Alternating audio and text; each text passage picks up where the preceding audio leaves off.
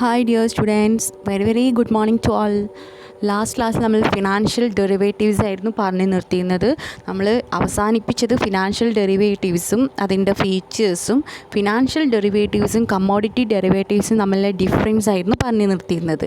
ഇനി നെക്സ്റ്റ് നമുക്ക് പഠിക്കാനുള്ളത് ഫിനാൻഷ്യൽ ഡെറിവേറ്റീവ്സിൻ്റെ ടൈപ്സ്. ഇനി ഒരു 3 ടോപ്പിക് കൂടി കഴിഞ്ഞാൽ ഈ ചാപ്റ്റർ തീരും. നമ്മൾ ഇന്ന് ഈ ചാപ്റ്റർ വൈൻഡപ്പ് ചെയ്യാണ്, അപ്പോൾ ശ്രദ്ധിക്കുക. അപ്പോൾ ഇനി എന്തൊക്കെയാണ് ഫിനാൻഷ്യൽ ഡെറിവേറ്റീവ്സിൻ്റെ ടൈപ്സ് എന്തൊക്കെയാണെന്നുള്ളത് നോക്കാം. ഫസ്റ്റ് വണ്ണാണ് കറൻസി ഡെറിവേറ്റീവ്സ്. കറൻസി ഡെറിവേറ്റീവ്സ് എന്ന് പറഞ്ഞിട്ടുണ്ടെങ്കിൽ കറൻസീസ് ബേസ് ചെയ്തുകൊണ്ട് എല്ലാ ബേസിക് ഡെറിവേറ്റീവ്സ് ആയിട്ടുള്ള ഫോർവേഡ്, ഫ്യൂച്ചേഴ്സ്, ഓപ്ഷൻസ്, സ്വാപ്സ് നമ്മൾ ആദ്യം പറഞ്ഞു കഴിഞ്ഞു. നമ്മൾ ഇൻട്രൊഡക്ഷൻ പാർട്ടിൽ നമ്മൾ പറഞ്ഞു കഴിഞ്ഞതാണ്. അപ്പോൾ ഇതെല്ലാം ബേസ് ചെയ്യുന്നത് എക്സ്ചേഞ്ച് റേറ്റാണ് ബേസ് ചെയ്യുന്നത്. അപ്പം കറൻസി ഡെറിവേറ്റീവ്സ് എന്ന് പറഞ്ഞിട്ടുണ്ടെങ്കിൽ ഇത് എക്സിസ്റ്റ് ചെയ്തിട്ടുള്ളത് 1972 ഇതിനകത്ത് ഫിക്സഡ്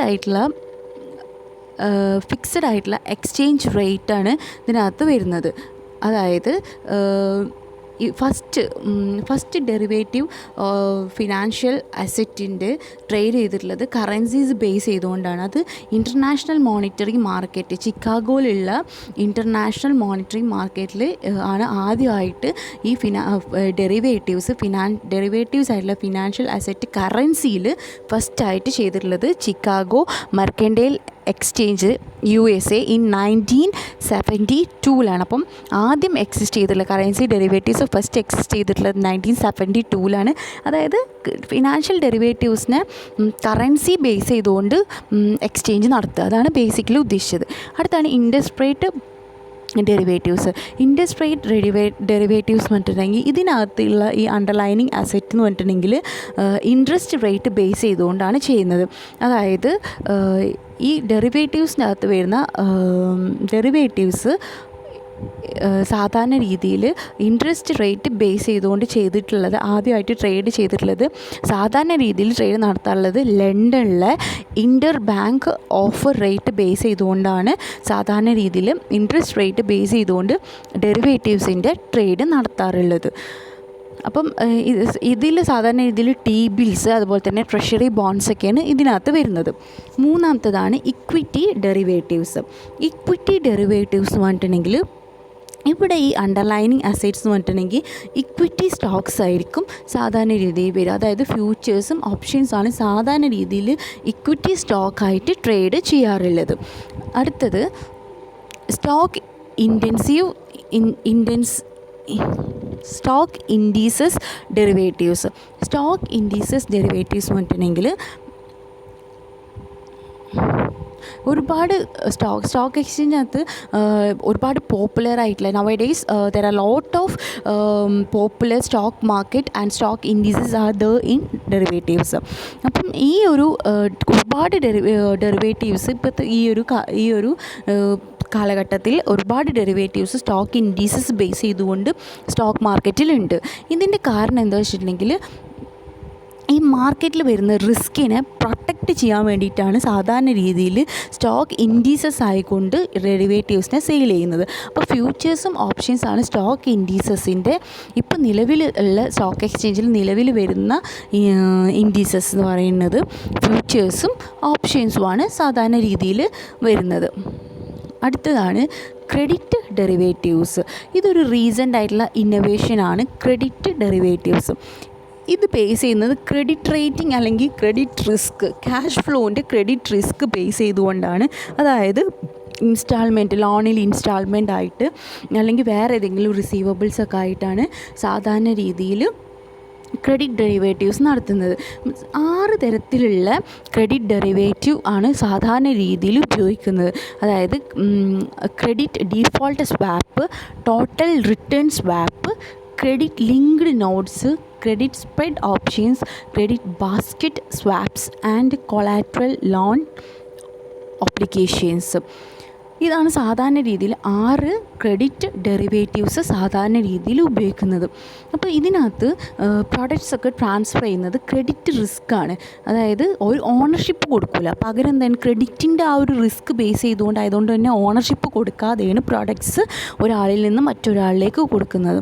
അതുകൊണ്ട് തന്നെ ക്രെഡിറ്റ് ഡെറിവേറ്റീവ്സിൽ വളരെ വൈഡ് റേഞ്ച് ഓഫ് പ്രോഡക്ട്സാണ് ഇതിനകത്ത് മാനേജ് ചെയ്യുന്നത്. പക്ഷേ ഇതിന് ക്രെഡിറ്റ് റിസ്ക്കും ഒരു റിസ്ക്കാണ്, അതുപോലെ തന്നെ ഡിഫോൾട്ട് റിസ്ക്കും ഇതിനകത്ത് വരുന്നുണ്ട്.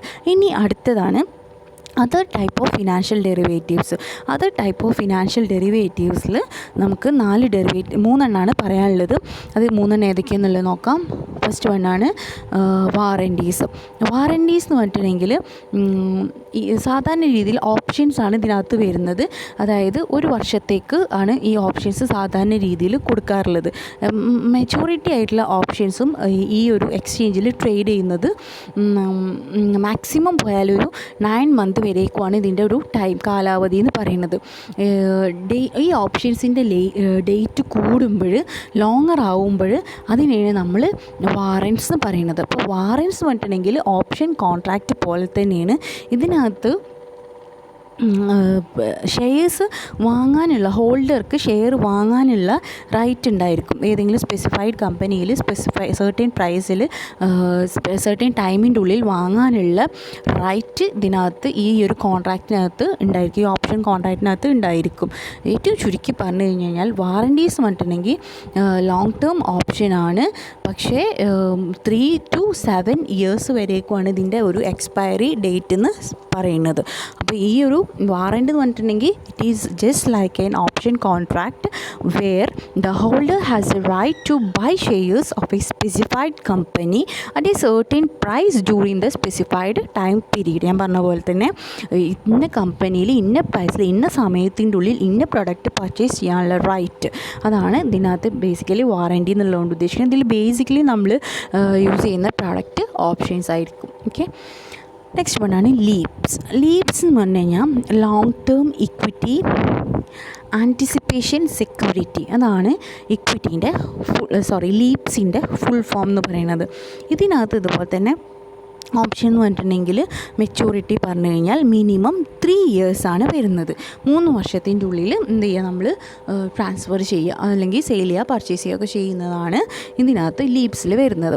ഇനി നെക്സ്റ്റ് വണ്ണാണ് ബാസ്ക്കറ്റ്സ്. ബാസ്ക്കറ്റ്സ് എന്ന് പറഞ്ഞിട്ടുണ്ടെങ്കിൽ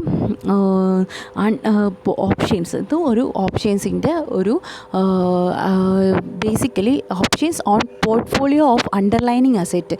എന്ത് അസെറ്റ്സ് ആണുള്ളത് അതിൻ്റെ ഡിഫറെൻറ്റ് കോമ്പിനേഷൻസിൻ്റെ ഓപ്ഷൻസിൻ്റെ കോമ്പിനേഷനെയാണ് നമ്മൾ ബാസ്ക്കറ്റ്സ് എന്ന് പറയുന്നത്. അപ്പം ഇതിനകത്ത് ഈ അണ്ടർലൈനിങ് അസെറ്റ് എന്ന് പറഞ്ഞിട്ടുണ്ടെങ്കിൽ usually A moving average of A basket of asset. ഒരു ബാസ്ക്കറ്റ് ഓഫ് അസെറ്റിൻ്റെ മൂവിങ് ആവറേജ് ആണ് വരുന്നത് സാധാരണ രീതിയിൽ ഈ ബാസ്ക്കറ്റിനകത്ത് വരുന്നത്. ഈ ബാസ്ക്കറ്റ് ഓപ്ഷൻ്റെ ഒരു എക്സാമ്പിൾ എന്ന് പറയുകയാണെങ്കിൽ ഇക്വിറ്റി ഇൻഡെക്സ് ഓപ്ഷനാണ് ഇതിൻ്റെ ഒരു എക്സാമ്പിൾ എന്ന് പറയുന്നത്. അപ്പം ഒരു കാര്യം നമ്മൾ പ്രത്യേകം ശ്രദ്ധിക്കേണ്ടത്, ഫിനാൻഷ്യൽ ഡെറിവേറ്റീവ്സിനെ നമ്മൾ ഓൾറെഡി ക്ലാസിഫൈ ചെയ്തിട്ടുള്ളത് ഫോർവേഡ്സ്, ഫ്യൂച്ചേഴ്സ്, ഓപ്ഷൻസ്, സ്വാപ്സ്, വാറൻറ്റീസാണ്. ഇത് നമ്മൾ ഓൾറെഡി ഡിസ്കസ് ചെയ്തതാണ്. അതുപോലെ തന്നെ കൺവേർട്ടബിലിറ്റീസും വരുന്നുണ്ട്, ഓപ്ഷൻസും വരുന്നുണ്ട്. അപ്പോൾ ഇതിനകത്ത് ശരിക്കും ഈ അതർ ടൈപ്പ് ഓഫ് ഫിനാൻഷ്യൽ ഡെറിവേറ്റീവ്സിൽ 4 എണ്ണമാണ് വരുന്നത്. അപ്പം ഇതിൽ ഓൾറെഡി നമ്മൾ ഫിനാൻഷ്യൽ ഡെറിവേറ്റീവ്സിനെ നമ്മൾ ഡിഫറെൻറ്റ് ടൈപ്സ് നമ്മൾ ആദ്യം പറഞ്ഞതാണെങ്കിൽ പോലും അതിനകത്ത് വരുന്ന മറ്റ് ടേംസുകളാണ് നമ്മൾ ഈ പറഞ്ഞ വാറൻറ്റീസും ലീപ്സും അതുപോലെ തന്നെ ബാസ്ക്കറ്റ്സും പിന്നെ കൺവേർട്ടബിലിറ്റീസും. അപ്പോൾ ഈ കൺവേർട്ടബിലിറ്റീസ് എന്ന് പറഞ്ഞിട്ടുണ്ടെങ്കിൽ അതൊരു ഹൈബ്രിഡ് സെക്യൂരിറ്റിയാണ്. ഇതെന്ന് പറഞ്ഞിട്ടുണ്ടെങ്കിൽ ഒരു കോമ്പിനേഷനാണ്. They combine the basic attributes of fixed interest and variable return securities. Fixed fixed ഇൻട്രസ്റ്റിൻ്റെയും വേരിയബിൾ റിട്ടേൺ സെക്യൂരിറ്റീസിൻ്റെയും കോമ്പിനേഷനാണ് കൺവേർട്ടബിലിറ്റീസിൽ വരുന്നത്. അപ്പോൾ ഇതിൻ്റെ ഒരു കൺവേർട്ടബിൾ ബോണ്ട് എക്സാമ്പിളാണ് convertible bond, convertible debenture, convertible preference shares ഒക്കെ ഇതിനകത്ത് വരുന്ന ഒരു എക്സാമ്പിളാണ്. ഇതിന് മറ്റൊരു പേരും കൂടി പറയുന്നത് ഇക്വിറ്റി ഡെറിവേറ്റീവ് സെക്യൂരിറ്റീസ് എന്നും കൂടി നമ്മളിതിനെ പറയും. അതുപോലെ തന്നെ ഇത് ചിലപ്പോൾ ഫുള്ളി ആവാം, ചിലപ്പോൾ പാർട്ട്ലി കൺവേർട്ട് ചെയ്യാൻ പറ്റും ഇക്വിറ്റി ഷെയർ ആയിട്ട്. കമ്പനീസിന് പ്രീ ഡിറ്റർമൈൻ ചെയ്തിട്ടുള്ള ടേംസിൽ നമുക്ക് ഇങ്ങനെ ഇഷ്യൂ ചെയ്യാൻ പറ്റും. ഡിപ്പെൻഡ്സ് ഓൺ നമ്മൾ പ്രീ ഡിറ്റർമൈൻ ചെയ്തിട്ടുള്ള ഏത് ബേസിലാണോ, പാർട്ട്ലി ആണോ ഫുള്ളി ആണോ കൺവേർട്ട് ചെയ്യുന്നത്, നമ്മൾ ആ ഒരു ടേമിലായിരിക്കും നമ്മളിതിനെ ഇഷ്യൂ ചെയ്യുക. അപ്പോൾ ഇതൊക്കെയാണ് different types of financial derivatives. Currency base ചെയ്തുകൊണ്ടുള്ളതിൻ്റെ currency derivatives, interest rate base ചെയ്തുകൊണ്ടുള്ളതിൻ്റെ ഇൻട്രസ്റ്റ് റേറ്റ് ഡെറിവേറ്റീവ്സ്, ഇക്വിറ്റി ഡെറിവേറ്റീവ്സിനകത്ത് ഇക്വിറ്റി സ്റ്റോക്ക് ബേസ് ചെയ്തുകൊണ്ടായിരിക്കും, സ്റ്റോക്ക് ഇൻഡീസസ് ബേസ് ചെയ്തുകൊണ്ട്, അതായത് മാക്സിമം പ്രൊട്ടക്ഷൻ കൊടുക്കുക എന്നുള്ളതാണ് ഇതിൻ്റെ ബേസിക് ഫോർമാറ്റ്. ഇതിനകത്ത് ഫ്യൂച്ചേഴ്സും ഓപ്ഷൻസാണ് വരുന്നത്. ക്രെഡിറ്റ് ഡെറിവേറ്റീവ്സ് പറഞ്ഞിട്ടുണ്ടെങ്കിൽ പുതിയൊരു റീസൻ്റ് ആയിട്ടുള്ള ക്രെഡിറ്റ് നമ്മൾ കൊടുക്കുക, ക്രെഡിറ്റ് റിസ്ക് നമ്മൾ എടുക്കുകയാണ് ഇതിനകത്ത് ചെയ്യുന്നത്. ഇതിനകത്ത് കോമൺലി 6 തരത്തിലുള്ള ക്രെഡിറ്റ് ഡെറിവേറ്റീവ്സാണ് നമ്മൾ യൂസ് ചെയ്യുന്നത്. പിന്നെ അതർ ടൈപ്സിൽ നമ്മൾ പറഞ്ഞു വാറൻറ്റീസ് മിനിമം 3 to 7 years വരേക്കും നമ്മൾ വാറൻറ്റി ആയിട്ട് നമ്മൾ കൊടുക്കുകയാണ് ചെയ്യുന്നത്. പിന്നെ അതുപോലെ തന്നെ ലീപ്സിനകത്തുനിന്ന് നമ്മൾ ഇതുപോലെ പറഞ്ഞ ലോങ് ടേമിലേക്ക് നമ്മൾ ഇക്വിറ്റി ആൻറ്റിസിപ്പേഷൻ സെക്യൂരിറ്റീസ് നമ്മൾ കൊടുക്കുകയാണ് ചെയ്യുന്നത്. ഇതിന് മിനിമം 3 years ആണ് വരുന്നുള്ളൂ.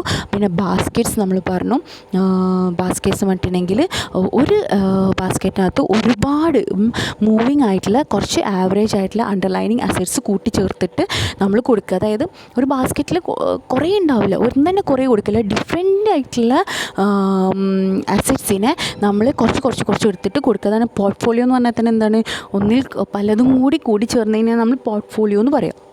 അപ്പോൾ അണ്ടർലൈനിങ് അസറ്റായിട്ടുള്ള പലതിനെയും കൂട്ടിച്ചേർത്ത് ഒരു ബാസ്ക്കറ്റിനകത്ത് നമ്മൾ കൊടുക്കുക, അതാണ് അതേപോലെയാണ്. അതുകൊണ്ടാണ് ഇതിൻ്റെ ബാസ്ക്കറ്റ്സ് എന്ന് പറയുന്നത്. ഒന്നും തന്നെ കുറേ ഉണ്ടാവില്ല, ഡിഫറൻസ് കൂടി ചേർന്നിട്ട്. പിന്നെ കൺവേർട്ടബിലിറ്റീസ് നമ്മൾ പറഞ്ഞു, ഇതൊരു ഹൈബ്രിഡ് ഇനാണ്, അതായത് 2 കൂടി ചേരുന്നത്. ആ 2 എന്ന് പറയുന്നത് ഒന്ന് ഫിക്സഡ് ഇൻട്രസ്റ്റും വേരിയബിൾ റിട്ടേൺ ഇൻട്രസ്റ്റും കൂടി ചേരുന്നതിനെയാണ് നമ്മൾ കൺവേർട്ടബിലിറ്റീസ് എന്ന് പറയാമെന്ന് പറഞ്ഞു. അപ്പോൾ ഇത്രയാണ് ടൈപ്സ് ഓഫ് ഫിനാൻഷ്യൽ ഡെറിവേറ്റീവ്സ്. ഇനി നമ്മൾ മനസ്സിലാക്കേണ്ട ടേം നീഡ്, ഇമ്പോർട്ടൻസ്, അതല്ലെങ്കിൽ യൂസസ്. 3 രീതിയിൽ ഇതിൽ യൂസസ് എഴുതാൻ മറന്നുപോയതാണ്. 3 ക്വസ്റ്റ്യൻസ്, നീഡ്, ഇമ്പോർട്ടൻസ്, യൂസസ്. ഈ 3 ക്വസ്റ്റ്യൻ ചോദിച്ചു കഴിഞ്ഞാലും നിങ്ങൾ ഇപ്പോൾ യൂസസ് ചോദിച്ചാലും ഇതന്നെ എഴുതേണ്ട, നീഡ് ചോദിച്ചാലും ഇതന്നെ എഴുതേണ്ട, ഇമ്പോർട്ടൻസ് ചോദിച്ചു കഴിഞ്ഞാലും ഇതന്നെ. കാരണം നിങ്ങൾക്ക് 3 ഹെഡിങ്ങിലും കൂടി ഒറ്റ സംഭവമാണ് പറഞ്ഞിട്ടുള്ളത്. എന്തിനു വേണ്ടിയിട്ടാണ് ഡെറിവേറ്റീവ്സ് എന്നുള്ളതാണ് ഇനി നമുക്ക് പഠിക്കാനുള്ളത്. ഫസ്റ്റ് വണ്ണാണ് റിസ്ക്. അതിൻ്റെ പിക്ചറാണ് താഴെ കൊടുത്തിട്ടുള്ളത്. റിസ്ക് എന്ന് പറഞ്ഞു കഴിഞ്ഞാൽ എന്താണ്, നമുക്കറിയാം എന്തൊരു കാര്യം ചെയ്യുമ്പോഴും അതിൻ്റേതായിട്ടുള്ള ഒരു റിസ്ക് ഉണ്ട്. നിങ്ങൾ വെറുതെ കോളേജിൽ വന്ന് വെച്ചിട്ട് എന്ത് ചെയ്യില്ല, നിങ്ങൾക്ക് ഡിഗ്രി ഒന്നും കിട്ടാൻ പോകില്ല. നിങ്ങളേതായിട്ടുള്ള റിസ്ക് എടുക്കുമ്പോഴോ ഒന്നെങ്കിൽ പഠിക്കണം, അല്ലെങ്കിൽ എക്സാം ഹോളിൽ നിങ്ങൾ എന്തെങ്കിലും പറയണ്ടല്ലോ. അപ്പോൾ എന്തെങ്കിലും ഒരു റിസ്ക് എടുക്കാതെ അറ്റ്ലീസ്റ്റ് നല്ല രീതിയിൽ നിന്ന് ഇൻറ്റേണെങ്കിലും ഫുള്ള് കവർ ചെയ്ത് കഴിഞ്ഞാൽ നിങ്ങൾക്ക് എന്ത് കിട്ടും, നിങ്ങൾക്ക് പാസ്സാവുള്ളൂ. പിന്നെ കുറച്ച് മാർക്ക് വാങ്ങിയാൽ 10-12 മാർക്ക് വാങ്ങിയാൽ നിങ്ങൾ പാസ്സാവും. അപ്പോൾ റിസ്ക് എടുക്കാതെ എന്ത് ചെയ്യില്ല, ഒരു കാര്യം നമുക്ക് നേടാൻ പറ്റില്ല. അപ്പോൾ ഈ ഡെറിവേറ്റീവ്സിൽ വരുന്ന പലതരത്തിലുള്ള റിസ്ക് ഉണ്ടായിരിക്കും. അതിനെ നിയന്ത്രിക്കാൻ അല്ലെങ്കിൽ അതിനെ അവോയ്ഡ് ചെയ്യാൻ വേണ്ടി അതിനെ ഷിഫ്റ്റ് ചെയ്യുക അല്ലെങ്കിൽ മാനേജ് ചെയ്യുക, ഈ പ്രോസസ്സാണ് റിസ്ക് മാനേജ്മെൻറ്റിൽ നടക്കുന്നത്. അതായത് ഇതിന് പലതരത്തിലുള്ള സ്ട്രാറ്റജീസ് നമ്മൾ യൂസ് ചെയ്യുന്നുണ്ട്.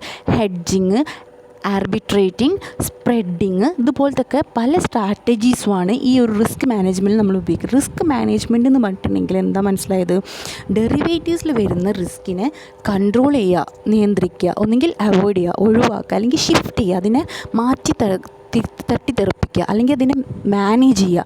ഈ ഒരു സംഭവത്തിന് ചെയ്യലാണ് മെയിനായിട്ട് റിസ്ക് മാനേജ്. അതാണ് ഒരു കുടേൻ്റെ ഉള്ളിൽ 3-4 ആൾക്കാർ നിൽക്കുമ്പോൾ എന്താണ് എല്ലാവരും റിസ്ക് എന്ത് ചെയ്യണം, അവിടെ കുറഞ്ഞ് കിട്ടണം. ആ ഒരു പ്രോസസ്സ് എന്താണ് ഇവിടെ സംഭവിക്കണം എന്നുള്ളത് നിങ്ങൾക്ക് ആ പിക്ചറൈസ് ചെയ്തിട്ട് ഞാൻ കൊടുത്തിട്ടുള്ളത്. അടുത്തതാണ് ഇൻകം ജനറേഷൻ. നമുക്കറിയാം ഈ ഡെറിവേറ്റീവ്സ് എന്താണ്, നമ്മളെ മാക്സിമം ഇൻകം ഇൻവെസ്റ്റ് ചെയ്തിട്ട് മാക്സിമം ഇൻകം കിട്ടാൻ വേണ്ടിയിട്ട് നമ്മളെ ഹെൽപ്പ് ചെയ്യുന്ന ഒരു ഫാക്ടറാണ് എന്ത്, ഈ ഒരു ഡെറിവേറ്റീവ്സ്. അതുപോലെ തന്നെ ട്രേഡിംഗ് എഫിഷ്യൻസി. നമുക്ക് എന്താണ് മാർക്കറ്റിനകത്ത് കളിക്കുന്ന ഈ സ്റ്റോക്ക് എക്സ്ചേഞ്ചിനകത്തൊക്കെ ഉള്ള ഒരുപാട് players, large number of players trading the derivatives in the market. അപ്പോൾ ഇതൊക്കെ മാക്സിമം ഇൻക്രീസ് ചെയ്യുക, ട്രേഡിംഗ് വോളിയം ഇൻക്രീസ് ചെയ്യുക, കൂടുതൽ ഫിനാൻഷ്യൽ കമ്മോഡിറ്റീസ് കൊണ്ടുവരിക, ഡെറിവേറ്റീവ് മാർക്കറ്റിന് ഇൻഫർമേഷൻസ് കൊണ്ടുവരിക.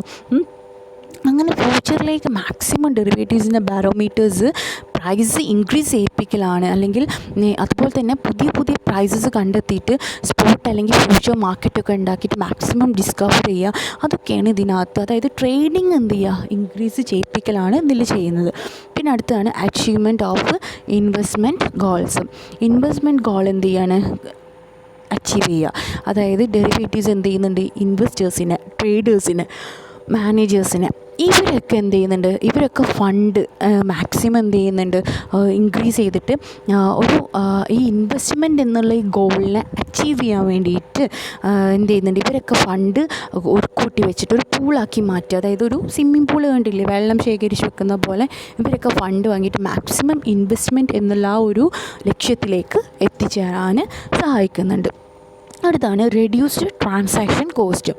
അതേപോലെ തന്നെ ഈ ഒരു ഡെറിവേറ്റീവ്സ് നമ്മൾ ചെയ്യുന്ന സാധാരണ രീതിയിലുള്ളതിനേക്കാളും ഫിനാൻഷ്യൽ ട്രാൻസാക്ഷൻ നടത്താനുള്ള കോസ്റ്റ് കമ്പാരിറ്റീവ്ലി കുറവായിരിക്കും. ഇപ്പോൾ ഒരു എക്സാമ്പിൾ പറയുകയാണെങ്കിൽ, ഒരു മാനേജർക്ക് ഒരു മ്യൂച്വൽ ഫണ്ട് സെയിൽ ചെയ്യണമെന്നുണ്ടെങ്കിൽ, അല്ലെങ്കിൽ ബോണ്ട് വാങ്ങണം, സ്റ്റോക്ക് സെയിൽ ചെയ്തിട്ട് ബോണ്ട് വാങ്ങണം എന്നുണ്ടെങ്കിൽ, അപ്പോൾ ഈ ഒരു ഡെറിവേറ്റീവ് യൂസ് ചെയ്ത് കഴിഞ്ഞാൽ എന്താ, സ്വാഭാവികമായിട്ട് അയാൾ transaction cost, selling stock sell ചെയ്യാനും ബോണ്ട് ബൈ ചെയ്യാനുള്ള ട്രാൻസാക്ഷൻ കോസ്റ്റ് കമ്പാരിറ്റീവ്ലി ഡെറിവേറ്റീവ്സിൽ എന്തായിരിക്കും, കുറവായിരിക്കും. അപ്പോൾ ഇതൊക്കെയാണ് ഇതിനകത്ത് വരുന്നത്. അടുത്തതാണ് economic functions of derivatives. Economic functions of derivative contract എന്തൊക്കെയാണ്, ഇനി ഇതിൻ്റെ ഇക്കണോമിക്കലി എന്തൊക്കെ ഫങ്ഷൻസ് ആണ് ഇതിനകത്ത് വരുന്നത് എന്നുള്ളത് നോക്കാം. ഫസ്റ്റ് വൺ ആണ് റിസ്ക് മാനേജ്മെൻറ്റ് ഫങ്ഷൻ. നമ്മൾ ആദ്യം പറഞ്ഞ പോലെ തന്നെ ഇക്കണോമിക്കലി അല്ലേ, അതായത് ഇതിൻ്റെ ഏറ്റവും പ്രൈമറി ഫങ്ഷൻ എന്ന് പറഞ്ഞാൽ തന്നെ എന്താണ്, റിസ്ക് മാനേജ്മെൻ്റ് ആണ് ഇതിൻ്റെ പ്രൈമറി ഫങ്ഷൻ എന്ന് പറയുന്നത് തന്നെ. അപ്പം ഇനി ഫിൽ ഇൻ ദ ബ്ലാങ്ക്സ് ഒക്കെ ചോദിച്ചു കഴിഞ്ഞാൽ നിങ്ങൾക്ക് കുറച്ചുകൂടി ഈസി ആയിട്ട് ആൻസർ ചെയ്യാൻ വേണ്ടി നിങ്ങൾ ഓർത്ത് വെച്ചിരിക്കുക. ഡെറിവേറ്റീവ്സിൻ്റെ പ്രൈമറി ഫങ്ഷൻ എന്ന് പറഞ്ഞാൽ തന്നെ റിസ്ക് മാനേജ്മെൻറ്റ് ഫങ്ഷനാണ്. അപ്പം ഡെറിവേറ്റീവ്സ് എന്ത് ചെയ്യുന്നുണ്ട്, ബയർ റിസ്ക് എന്ത് ചെയ്യുന്നുണ്ട്, മാക്സിമം കുറച്ച് കൊടുക്കുന്നുണ്ട്. അതുപോലെ തന്നെ റിസ്ക് മാനേജ്മെൻറ്റ് ഡിഫറെൻ്റ് ആയിട്ടുള്ള ഡെറിവേറ്റീവ്സിനകത്ത് ഡിഫറെൻ്റ് ആയിട്ടുള്ള റിസ്ക് മാനേജ്മെൻറ്റ് ടൂൾസും നമ്മൾ യൂസ് ചെയ്യുന്നുണ്ട്. അടുത്താണ് പ്രൈസ് ഡിസ്കവറി ഫങ്ഷൻ.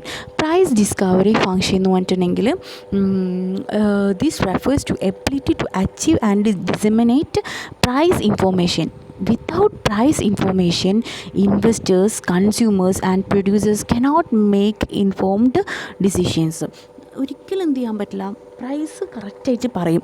അത് ബേസ് ചെയ്തുകൊണ്ടായിരിക്കും അവിടെ ഇൻഫർമേഷൻസ് കറക്റ്റായിട്ട് നടത്തുക. അതായത് they cannot direct their capital to efficient uses. അവർക്കൊരിക്കലും എന്ത് ചെയ്യാൻ പറ്റില്ല, അവരുടെ ക്യാപിറ്റൽ അവർ എഫിഷ്യൻ്റ് ആയിട്ടുള്ള രീതിയിൽ യൂസ് ചെയ്യാൻ പറ്റില്ല. കാരണം കറക്റ്റ് പ്രൈസ് ഇൻഫോർമേഷൻ കിട്ടി അത് ബേസ് ചെയ്തുകൊണ്ടായിരിക്കും എന്ത് ചെയ്യുക, അവിടെ പ്രൈസ് ഡിസ്കവറി ഫംഗ്ഷൻ നടത്തുക. അവർക്ക് തോന്നുന്ന പ്രൈസ് എന്ത് ചെയ്യാൻ പറ്റില്ല, അവിടെ ഇടാനൊന്നും പറ്റില്ല. അടുത്താണ് ലിക്വിഡിറ്റി ഫംഗ്ഷൻ. നമുക്കറിയാം ഏറ്റവും ലിക്വിഡ് ആയിട്ടുള്ള ഒരു സംഭവമാണ്. അതായത് എപ്പോൾ വേണമെങ്കിലും നമുക്ക് വിറ്റ് ക്യാഷ് ആക്കാനും ലിക്വിഡിറ്റി കൂടുതലാണ്. നമുക്കിങ്ങനെ ഇപ്പോൾ ഒരു സ്ഥലം നമ്മുടെ കയ്യിലുണ്ടെങ്കിൽ അതൊരാൾ വന്ന് വാങ്ങി വിറ്റ് ക്യാഷായി ഒരുപാട് റിസ്ക് ഉണ്ട്. പക്ഷേ ഒരിക്കലും ഡെറിവേറ്റീവ്സിനൊക്കെ സംബന്ധിച്ചിടത്തോളം അത്തരത്തിലുള്ള റിസ്ക് ഇല്ല. നമുക്ക് വില കൂടുമ്പോൾ എങ്ങനെയെങ്കിലും വിൽക്കാനുള്ള സാഹചര്യം വന്നാൽ കുറച്ച് ചെറിയ തോതിൽ എന്തെങ്കിലും ബുദ്ധിമുട്ടുണ്ടെങ്കിൽ പെട്ടെന്ന് നമുക്കത് വിൽക്കാനുള്ള മാക്സിമം ലിക്വിഡിറ്റി, അതിന് ക്യാഷ് ആക്കാനുള്ള ലിക്വിഡിറ്റി അതിന് നമുക്ക് എന്താണ് കമ്പാരിറ്റീവ്ലി കൂടുതലാണ്. സ്പോട്ട് മാർക്കറ്റാണ് ഇതിനകത്ത് വരുന്നത്. അടുത്താണ് എഫിഷ്യൻസി ഫങ്ഷൻ. എഫിഷ്യൻസി ഫങ്ഷൻ എന്ന് പറഞ്ഞിട്ടുണ്ടെങ്കിൽ മാക്സിമം ലിക്വിഡിറ്റി ഉള്ളത് കൊണ്ട് തന്നെ ട്രാൻസാക്ഷൻ കോസ്റ്റ് കുറവായതുകൊണ്ട് തന്നെ എന്താണ് നമുക്ക് എന്ത് ചെയ്യാൻ പറ്റും, we can efficiency in doing business in increased and the cost of racing capital investment is expanded. Transaction cost കുറവാണ്, ലിക്വിഡിറ്റി കൂടുതലാണ്, efficiency maximum efficiency in business ഒക്കെ ആകുന്ന സമയത്ത് ക്യാപിറ്റലിൻ്റെ ഇൻവെസ്റ്റ്മെൻറ്റ് കോസ്റ്റ് നമുക്ക് കുറച്ചുകൊണ്ട് നമുക്ക് ഇതിനെ എക്സ്പാൻഡ് ചെയ്യാൻ ഹെൽപ്പ് ചെയ്യുന്നുണ്ട്. അടുത്താണ് പോർട്ട്ഫോളിയോ മാനേജ്മെൻറ്റ് ഫങ്ഷൻ. നമുക്കറിയാം ഡെറിവേറ്റീവ്സിൻ്റെ ഏറ്റവും ഒരു പ്രധാനപ്പെട്ട ഒരു എഫിഷ്യൻ്റ് ആയിട്ടുള്ള ഒരു ഹെൽപ്പ് എന്ന് പറഞ്ഞിട്ടുണ്ടെങ്കിൽ പോർട്ട്ഫോളിയോ ആണ്. അതായത് സ്മോളർ ഫണ്ട് ഡെപ്പോസിറ്റ് ചെയ്യാനും അതുപോലെ തന്നെ നമുക്ക് പല രീതിയിൽ ഡൈവേഴ്സിഫിക്കേഷൻ നടത്താൻ പറ്റും.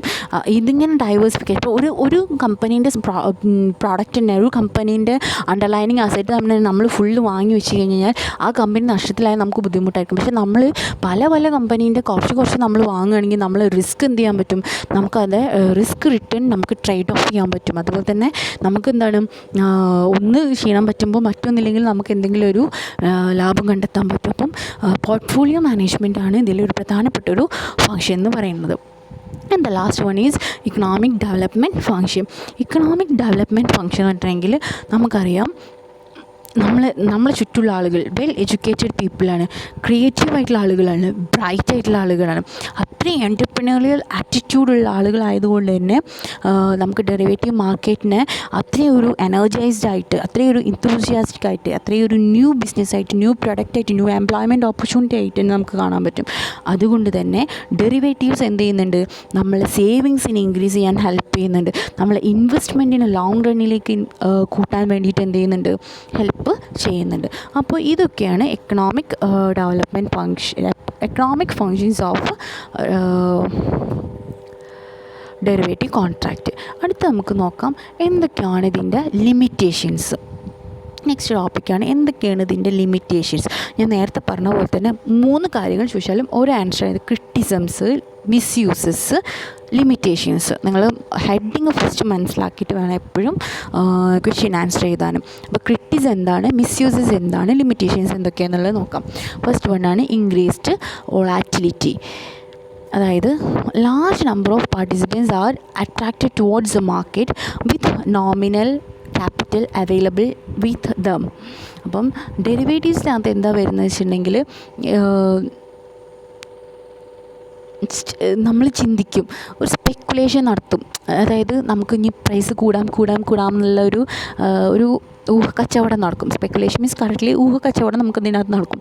അങ്ങനെ വരുന്ന സമയത്ത് ചിലപ്പം പ്രൈസ് കുറഞ്ഞേക്കാം, എന്ത് വേണമെങ്കിലും സംഭവിക്കാം. അപ്പോൾ ഈ ഒരു വൊളാറ്റിലിറ്റിക്കുള്ള കോസ്, പ്രൈസിൽ വരുന്ന ഈ വൊളാറ്റിലിറ്റിക്കുള്ള കോസിനുള്ള ചാൻസ് കൂടുതലാണ്. അടുത്താണ് ഇൻക്രീസ്ഡ് ബാങ്ക്രപ്റ്റ്സ്.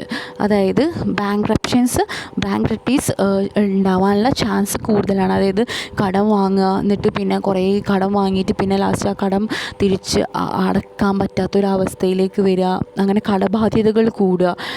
അത്തരത്തിലുള്ള ഒരു സാധ്യതകൾ കൂടുതലാണ്. ചുരുക്കി പറഞ്ഞു കഴിഞ്ഞാൽ ഡെറിവേറ്റീവ്സ് പറഞ്ഞിട്ടുണ്ടെങ്കിൽ ഹൈലി ലിവറേജ്ഡ് ഇൻസ്ട്രുമെൻ്റ് ആയിട്ടാണ് നമ്മൾ ഡെറിവേറ്റീവ്സിനെ പറയുന്നത്.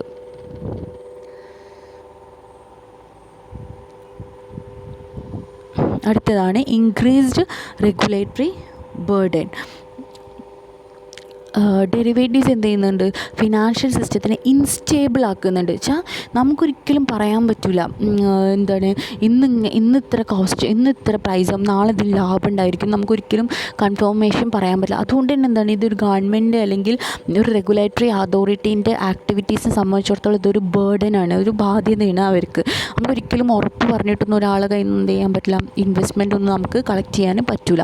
പിന്നെ അടുത്താണ് എൻഹാൻസ്മെൻറ്റ് ഓഫ് റിസ്ക്. ഇതിനകത്തുള്ള റിസ്ക് എന്താണ്, കൂടുതലാണ്. അത് ഹെഡ്ജ് ചെയ്യാം, പക്ഷെ എന്നാലും നമുക്ക് റിസ്ക് എന്ന് പറഞ്ഞിട്ടുണ്ടെങ്കിൽ എന്താണ്, ഒരു ഫാക്ടർ തന്നെയാണ്. ശരിക്കും ഡെറിവേറ്റീവ്സ് യൂസ് ചെയ്യുക എന്ന് പറഞ്ഞു കഴിഞ്ഞാൽ ഒരു ഡേഞ്ചറസ് ആയിട്ടുള്ളൊരു ഫാക്ടർ തന്നെ ആണ്. അടുത്താണ് സ്പെക്കുലേറ്റീവ് ആൻഡ് ഗാംബ്ലിംഗ് മോട്ടീവ്സ്. അതായത് ഈ ചൂതാട്ടം പോലെ, അതായത് ഊഹക്കച്ചവടം നടത്തുക, അതായത് നാളെ കൂടുന്നതാണ് കുറേ വാങ്ങി വെക്കുക, അങ്ങനെയൊക്കെ. അപ്പോൾ നമ്മളെ ക്യാഷ് കുറേ അതിനകത്ത് വരും. സപ്പോസ് നമ്മൾ വിചാരിച്ച രീതിയിൽ കുറേ കൂടിയിട്ടില്ലെങ്കിൽ അപ്പോൾ അങ്ങനെയുള്ള സാധ്യതകളൊക്കെ അതിനകത്ത് വരാനുള്ള ചാൻസ് ഉണ്ട്. ഒരു ഗാംബ്ലിങ്ങിലുള്ള ചാൻസസൊക്കെ ഇതിനകത്ത് കൂടുതലാണ്. ഗാംബ്ലിങ് മീൻസ് ചൂതാട്ടം, അതാണ് ഉദ്ദേശിക്കുന്നത്. അടുത്താണ് ഇൻസ്റ്റെബിലിറ്റി ഓഫ് ഫിനാൻഷ്യൽ സിസ്റ്റം. നമ്മൾ നേരത്തെ പറഞ്ഞ പോലെ തന്നെ ഈ റെഗുലേറ്ററി ബേർഡൻ, ഈ ഫിനാൻഷ്യൽ റെഗുലേറ്ററി ബേർഡൻ്റെ സമയത്ത് ഞാൻ പറഞ്ഞു ഒരു ഇൻസ്റ്റെബിലിറ്റി പറഞ്ഞു. ആ ഒരു ഇൻസ്റ്റെബിലിറ്റി എന്താണ് വരും എവിടെ, നമുക്ക് ഇതേപോലെ റിസ്ക് കൂടുതലാണ്. നമുക്ക് റിസ്ക് കൂടുമ്പോൾ, ജനങ്ങൾ റിസ്ക് കൂടുന്ന സമയത്ത് പലതരത്തിലുള്ള മാൽ പ്രാക്ടീസസ് നടക്കാനുള്ള സാധ്യതകളുണ്ട്. അതുപോലെ തന്നെ ഹെവി ലോസസ് ഒക്കെ വരുമ്പോൾ പലതരത്തിലുള്ള ഡിസ്പ്ലേഡ് ബിഹേവിയർ, മോശം സ്വഭാവങ്ങളൊക്കെ കാണിക്കാനുള്ള സാധ്യത, അതുപോലെ തന്നെ ഫ്രോഡ് ആക്ടിവിറ്റീസൊക്കെ നടക്കാനുള്ള സാധ്യതകൾ ഫിനാൻഷ്യൽ മാർക്കറ്റിലുണ്ട്, ഫിനാൻഷ്യൽ സിസ്റ്റത്തിലുണ്ട്. അതുകൊണ്ട് തന്നെ അതിൻ്റെ സ്റ്റെബിലിറ്റിക്കുള്ള സാധ്യതയും വളരെ കൂടുതലാണ്. അപ്പോൾ ഇൻസ്റ്റേബിൾ ആവാനുള്ള സാധ്യത ഉണ്ട്. ലാസ്റ്റ് വണ്ണാണ് കോൺട്രാക്റ്റ് ലൈഫ്. ഇതിൻ്റെ ഈ ഒരു ഡെറിവേറ്റീവ്സിൻ്റെ ഏറ്റവും മെയിൻ പ്രോബ്ലം എന്ന് പറയുന്നത് അതിൻ്റെ ഒരു ലിമിറ്റഡ് ലൈഫാണ്. ഈ സമയം ഇങ്ങനെ കൂടുന്നിടത്തോളം എന്താണ് ആ ഡെറിവേറ്റീവ്സിൻ്റെ വാല്യൂ ഒരു പക്ഷേ കുറഞ്ഞു വരാനുള്ള സാധ്യത ഉണ്ട്. അതുകൊണ്ട് തന്നെ ഏറ്റവും വലിയൊരു ലോസ് എന്ന് പറയുന്നത് ഒരു അഗ്രീഡ് ടൈമിൻ്റെ ഉള്ളിൽ നമുക്ക് ഈ ഒരു ഫ്രെയിം വർക്ക് നമുക്ക് ഫിനിഷ് ചെയ്യാൻ സാധിക്കില്ല എന്നുള്ളതാണ്. ദെൻ നെക്സ്റ്റ് ലാസ്റ്റ് ടോപ്പിക്കാണ് ഈ സബ്ജക്റ്റിൽ റിസ്ക് ഇൻവോൾവ് വിത്ത് ഡെറിവേറ്റീവ്സ്. എന്തൊക്കെ റിസ്ക്കാണ് വരുന്നത് എന്നുള്ളത് നോക്കാം. ഫസ്റ്റ് വണ്ണാണ് counter party risk. Counter party risk എന്ന് പറഞ്ഞിട്ടുണ്ടെങ്കിൽ ഈ റിസ്ക് എന്ന് പറഞ്ഞിട്ടുണ്ടെങ്കിൽ which arises when one of the party involve in a derivative trade makes default on the contract. രണ്ടിൽ ഒരാൾ തരികിട കാണിക്കുക, അതാണ് കൗണ്ടർ പാർട്ടി റിസ്ക് എന്ന് പറയുന്നത്. നെക്സ്റ്റ് വണ്ണാണ് അടുത്തതാണ് മാർക്കറ്റ് റിസ്ക്. മാർക്കറ്റ് റിസ്ക് എന്ന് പറഞ്ഞിട്ടുണ്ടെങ്കിൽ risk arises due to adverse movements in the price of financial asset. നമ്മളെ ഫിനാൻഷ്യൽ അസറ്റിൻ്റെ പ്രൈസ് നമ്മൾ വിചാരിക്കാത്ത രീതിയിൽ പല കുറച്ചുകളൊക്കെ ഉണ്ടാവുക. നമ്മൾ കുറേ പ്രോഫിറ്റ് ഉണ്ടാവുക, പക്ഷേ നെഗറ്റീവ് റിസൾട്ട് ഉണ്ടാവുക. അതാണ് അഡ്വേഴ്സ് മൂവ്മെൻറ്റ്. അതാണ് രണ്ടാമത്തെ മാർക്കറ്റ് റിസ്ക്.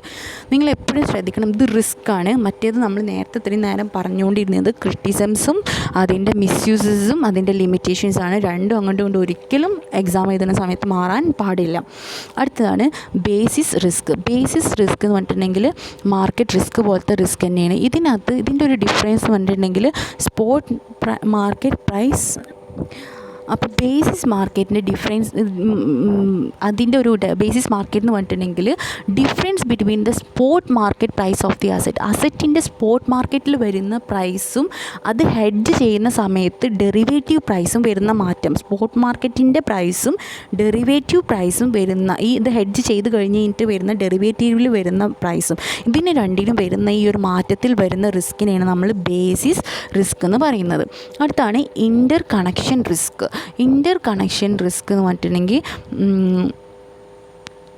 ഒരു മാർക്കറ്റിനെ എഫക്റ്റ് ചെയ്യുമ്പോൾ, ഒരു മാർക്കറ്റിനെ എന്തെങ്കിലും ബാധിക്കുമ്പോൾ അത് എന്ത് ചെയ്യുക, മറ്റൊരു മാർക്കറ്റിനെ എങ്ങനെ ബാധിക്കും എന്നുള്ളത് ഞാൻ ഒന്നുകൂടി പറയാം. One market can greatly effect what happens to another market and that market effect another market. അതായത് ഒരു മാർക്കറ്റ് മറ്റൊരു മാർക്കറ്റിനെ എഫക്റ്റ് ചെയ്യാം, പിന്നെ ഒരു മാർക്കറ്റ് മറ്റൊരു മാർക്കറ്റിനെ എഫക്റ്റ് ചെയ്യുക. അതായത് മറ്റൊന്നിനെ എഫക്റ്റ് ചെയ്യുമ്പോൾ അവർക്ക് വരുന്ന മൊത്തത്തിൽ വരുന്ന ഇൻവെസ്റ്റ്മെൻറ്റ് നഷ്ടങ്ങളെ കുറിച്ചാണ്. അതാണ് ഇൻ്റർ കണക്ഷൻ റിസ്ക് എന്ന് പറയുന്നത്. അതാണ് ഒന്ന് മറ്റൊന്നിനെ കണക്ട് ചെയ്തുകൊണ്ടുള്ള റിസ്ക്. അതായത് ഒന്നിനെ നഷ്ടം വരുമ്പോൾ അത് പിന്നെ തൊട്ട് പിന്നാലെ എല്ലാത്തിനും ബാധിക്കും. അടുത്താണ് ഓപ്പറേഷൻ റിസ്ക്. ഓപ്പറേഷൻ റിസ്ക് എന്ന് പറഞ്ഞിട്ടുണ്ടെങ്കിൽ ഈ റിസ്ക് അറൈസ് ചെയ്യുന്നത് when internal systems are not capable of managing the transaction. നമ്മൾ നടത്തുന്ന ട്രാൻസാക്ഷൻസ് ഇൻറ്റേർണലി കേപ്പബിൾ അല്ലാതാവുമ്പോൾ വരുന്ന റിസ്ക്കാണ് ഓപ്പറേഷൻ റിസ്ക് എന്ന് പറയുന്നത്. അടുത്താണ് ലിക്വിഡിറ്റി റിസ്ക്. ലിക്വിഡിറ്റി റിസ്ക് എന്ന് പറഞ്ഞിട്ടുണ്ടെങ്കിൽ most derivatives are customised instruments. നമുക്കറിയാം ഓരോ പ്രോഡക്ട്സും ഓരോ കസ്റ്റമേഴ്സിനെ ബേസ് ചെയ്തിട്ടുള്ള കസ്റ്റമൈസ് ആയിരിക്കും. അതുകൊണ്ട് തന്നെ